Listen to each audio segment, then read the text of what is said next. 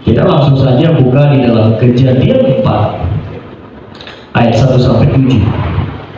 Kakak baca ayat ganjil, nanti teman-teman baca ayat genap. Kejadian 4 ayat 1 sampai 7.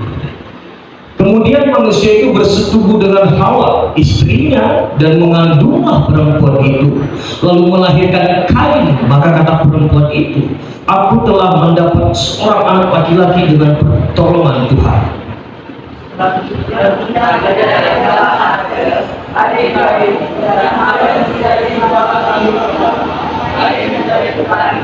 Setelah beberapa waktu lamanya, maka Kain mempersembahkan sebagian dari hasil tanah itu kepada Tuhan sebagai korban persembahan. Ayat 7 kita baca bersama-sama, 2-3 ya. Apakah kamu tidak akan berseri jika engkau berbuat baik? Tetapi jika engkau tidak berbuat baik, dosa sudah mengintip di depan pintu, ia sangat menggoda engkau, tetapi engkau harus berkuasa atasnya. Amin. Untuk firman Tuhan, 7 ayat sudah kita baca. Kakak di sini memberi tema membawa yang terbaik. Katakan bersama kakak, membawa yang terbaik. Amin. Gitu ya. Yang terbaik itu harus dari hati dan penuh dengan semangat. Teman-teman sudah tahu peristiwa Kain dan Habel. Ini kasus pembunuhan pertama di muka bumi. Teman-teman ya, ini kasus pembunuhan pertama.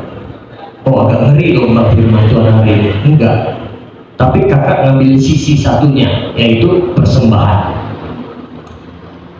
Kalau kita baca, kalau kita teliti, nanti bagaimana sih kronologisnya sampai Kain akhirnya memutuskan untuk membunuh adiknya sendiri.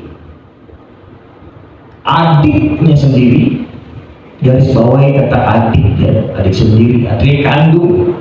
Satu papa, satu mama. Dan papa mamanya orang pertama di bumi. Bukan Maili ya, orang terkuat di bumi. No. Adam itu orang pertama di bumi. Dan Kain keturunan pertama di bumi. Dan Habel adiknya. Tetapi apa yang terjadi? Kita sering mendengar sekolah minggu. Bahkan ada beberapa ya yang kakak dengar. Coba, kalau pertanyaannya begini, apa jawab kalian? Kenapa korban Kain diterima? Maaf, kenapa korban Habel diindahkan Tuhan? Sementara korban Kain tidak diindahkan Tuhan. Ada yang bisa jawab? Mungkin dari sebagian kita pernah dengar, kalau kakak pernah dengar dari sekolah minggu. Oh, waktu itu Kain membawa tomat, membawa hasil tani yang busuk, wortel kalau di sini, kol, jagung, segala macam yang busuk kan. Kalau Habel enggak, membawa kambing domba yang bagus. Apa itu kata firman Tuhan? Tidak, tidak ada kata-kata busuk ataupun bercacat. Tetapi kakak garis bawahi ayat 3. Mari kita tengok Alkitab kita dengan sesama. Setelah beberapa waktu lamanya, maka Kain mempersembahkan sebagian garis bawahi dari hasil tani. Kata sebagian ini memang nanti kalau diteliti di kalimat aslinya, artinya buah dari hasil tani. Buah dari hasil tani. Bayangin, kita nggak usah bayangin ya. Kita sering melihat ladang di sini, dan mungkin dari salah satu kita ada anak petani, atau ada yang benar-benar melakukan pertanian itu. Kalau papa mamanya panen gimana? Banyak kan? Mungkin nggak diberikan semua kepada Tuhan. Kalau pada saat itu mungkin, tapi kita mencatat Kain sebagian. Nah, kalau Habel, itu kan Kain ya, kita lihat Habel. Habel juga mempersembahkan korban persembahan dari anak-anak sulung kambing dombanya, yakni lemak-lemaknya, maka Tuhan mengindahkan Habel. Di sini jawabannya. Habel langsung diindahkan Tuhan, tapi Kain tidak. Kalau kakak garis bawahi kata sebagian itu. Teman-teman, kita pemuda-pemudi, kita tahu betul rasa ingin tahu kita lebih besar daripada orang-orang lain. Ya, rasa ingin tahu kita lebih besar. Coba rasa ingin tahu itu kita jawab di malam hari ini. Mengapa Kain tidak diindahkan, tapi Habel diindahkan? Apa kita balik? Coba Habil yang petani, coba Kain yang menjadi penggembala ternak hewan kambing domba. Jangan-jangan memang Tuhan melihat Habilnya kali, bukan lihat hasil tadinya. Tuhan bukan manusia sehingga dia harus diberitahu satu hal tentang sesuatu. Tuhan Maha tahu. Dia melihat motivasi hati kita, bahkan dia melihat pemberian kita yang terbaik atau tidak. Tuhan tahu. Anak-anak muda, dari peristiwa Kain dan Habil ini adalah satu konsep iman. Kakak mau buka di ayat Ibrani 11 ayat 4. Oke, salah satu dari kita boleh baca yang menemukan.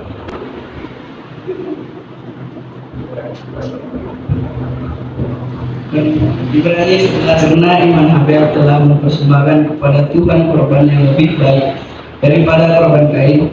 Dengan jalan itu ia memperoleh kesaksian kepadanya bahwa ia benar, karena Tuhan berkenan akan persembahannya, dan karena imannya masih berbicara sesudah ia mati. Karena iman Habil telah mempersembahkan kepada Tuhan korban yang lebih baik daripada korban Kain. Makasih Kak Usana, namanya Kak Usana ya, keren. Jadi Ibrani 11 ayat 4 ini adalah satu konsep iman ya. Ibrani 11 ayat 4 berkata, karena iman Habil telah mempersembahkan kepada Allah korban yang lebih baik daripada korban Kain. Teman-teman, kata lebih baik di sini menurut kalimat aslinya lebih banyak atau lebih besar. Ini menandakan kualitas. Seorang Habil berkualitas, diindahkan Tuhan. Kata diindahkan itu sama dengan dihormati. Bayangkan, Tuhan menghormati manusia karena pemberiannya yang terbaik. Tapi maaf, kita mencatat Kain belum. Lebih banyak, lebih besar. Habil tahu persembahannya ini untuk siapa. Mungkin Adam dan Hawa sudah mengajari mereka, mengedukasi mereka. Kain, oh Habil, nanti kalau kalian memiliki hasil ternak, memiliki hasil tani, ayo give up to God, beri persembahan bagi Tuhan, karena Tuhanlah yang memberi tanah ini, memberi kesuburan ini. Mungkin sepanjang malam, sepanjang bulan, sepanjang weekend, Adam dan Hawa memberi pelajaran, edukasi bagi Kain dan Habil. Tetapi lagi-lagi hanya satu yang diindahkan. Konsep Alkitab begitu ya teman-teman. Dari 1, dari 12 yang mengkhianati 1. Konsep Alkitab selalu begitu. Dia kontraskan antara perbuatan baik dengan dosa. Dia kontraskan antara perbuatan yang mengagumkan Allah dengan perbuatan yang tidak mengagumkan Allah atau mengagumkan dirinya sendiri. Masih ingat tema bersama kakak?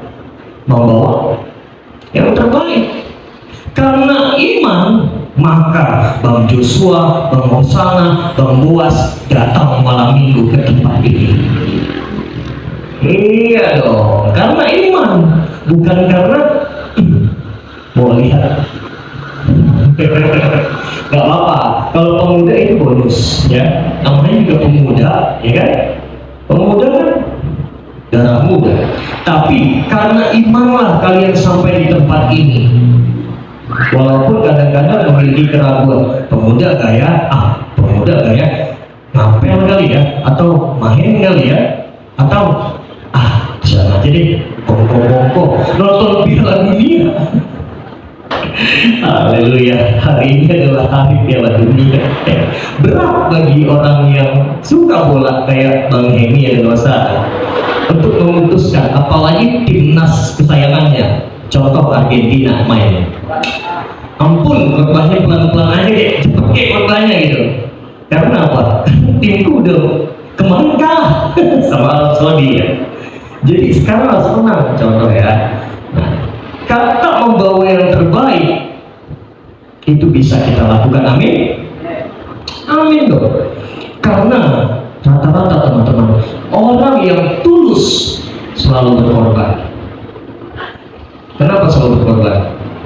Habil pas dibawa sama Kain, sini kita ke taman, kita ke padang. Kenapa kak? Mungkin dia di situ ada, kalau kakak boleh narasikan ya, dia berdialog.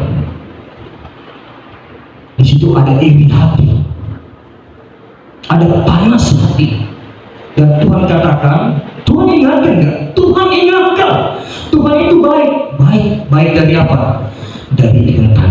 Di sini Tuhan, kebaikan Tuhan tidak langsung ditujukan kepada pemberian, tetapi dia ingatkan, meskipun persembahannya tidak diindahkan Tuhan, tapi Kain diwanti-wanti sama Tuhan. Tahu kata wanti-wanti ya? Diperingati sama Tuhan. Oke? Firman Tuhan kepada Kain, mengapa hatimu panas dan mukamu muram? Apakah mukamu tidak akan berseri jika kau berbuat baik?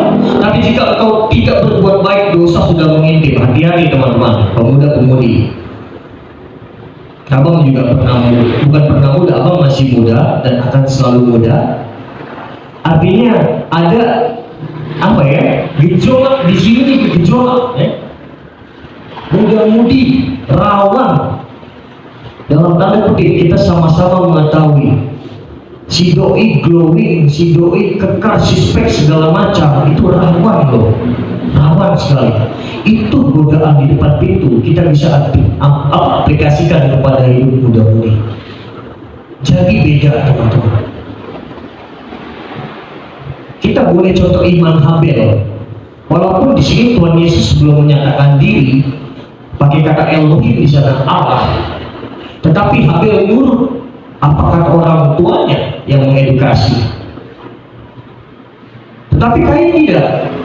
Meskipun Kain juga termasuk golongan Adam, dan Kain terus diberi kesempatan untuk bertobat, hanya Kain memilih jalan hidupnya untuk mendengar suara dirinya sendiri, membawa yang terbaik.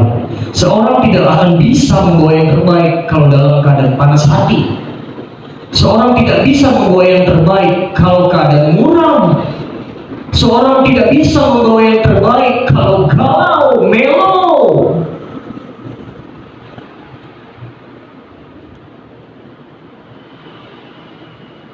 Aku galau. Kenapa?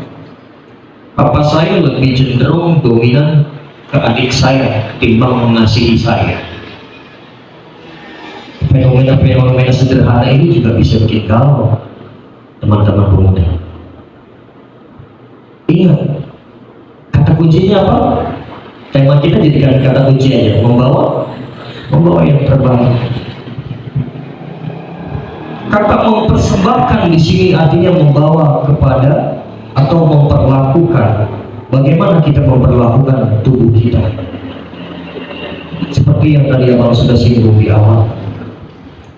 Sudahkah ada yang menyadari bahwa tubuh kita ini adalah bait Allah, tempat Allah berdiam, dan ini adalah persembahan kita, termasuk apa yang ada di kantong kita, termasuk apa yang ada di pikiran kita, termasuk apa yang ada di tangan kita, rencana kita, semua itu persembahan tubuh. Kalau teman-teman pemuda sudah bisa melayani di depan, puji Tuhan, haleluya ya, praise the Lord, boleh kita memuji Tuhan. Tapi tuntut lebih teman-teman. Saya di sana itu hati saya sudah kemana sih? Banyak kok, banyak varian-varian. Ngerti ya varian? Variasi-variasi pelayan itu banyak. Ada yang tulus, ada yang memang ikut-ikutan, ada yang juga karena orang tua, ada juga yang karena memang gak ada pilihan lain. Itu apa namanya? Passion saya atau passion ya, itu memang bawaan saya. Ada juga memang saya pengen melayani pekerjaan Tuhan. Pokoknya apapun itu, di panggung ke, di dapur ke, di mana ke, asal ke, yang penting saya menyukakan hati Tuhan dan saya mengasihi sesama. Saya memberikan senyuman saja kepada orang. Saya mau memberi yang terbaik, saya mau membawa yang terbaik.